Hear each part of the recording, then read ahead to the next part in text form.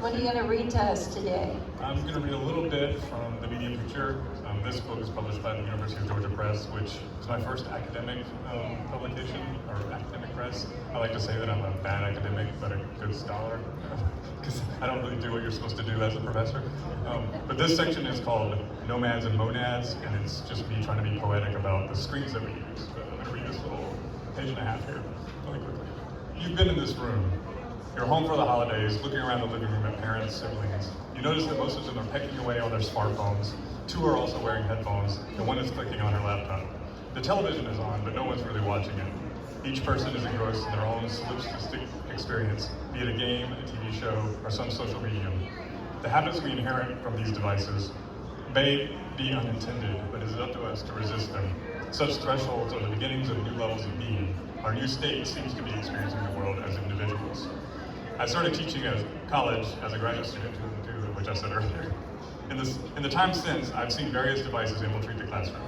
From no computers or phones in the room, to special rooms equipped with computers and projectors, which were called smart rooms at the time.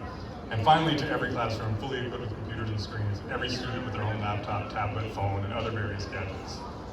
Mark Fisher described this screen-enabled environment as, quote, the space in which humans now primarily live, and one that is both shaped by and manufactured from their desires and drives, end quote. As we get lost in these tiny liminal worlds, we risk losing ourselves in the larger one. We gather around some screens, the likes of large flat screen displays, connected projectors, and we use others, laptops, tablets, and phones, individually. But affordances are not merely infrastructural, they are also behavioral.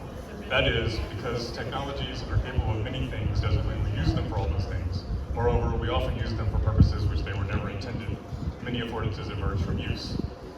In our evolution from television screens to computer screens to mobile screens, we've fundamentally changed the infrastructure by which ideas spread. We gather together around big screens to watch passively, while paradoxically, we engage as individuals with smaller screens to connect with each other. Screens on the large scale, like theater and television, turn us into nomads, hunting and gathering in groups for news and information entertainment.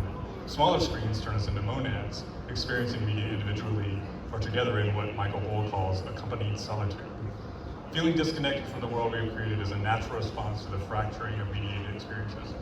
Music, for example, once listened to with others, is now stowed away in portable black boxes and usually experienced alone. Other forms of media are delivered person to person via individually connected screens. That section kind of largely, one of the arguments of the book is that there are 2 major changes that have happened that we haven't really, I don't know, no one's really pointed out as far as I've seen, but screens being everywhere, right? Everywhere. Kelly calls us the people of the screen, which is not a great insight, but it's still, that's where we are now. And invisible networks, right? These stuff that just comes to the screen just comes through the air. There's no, right? You don't even know where it's all coming from. So those 2, that's the world we live in now, and those two are major changes that have happened in our lifetimes. So that's a lot of what I've argued in the book is about those 2 things. Thank you for sharing that.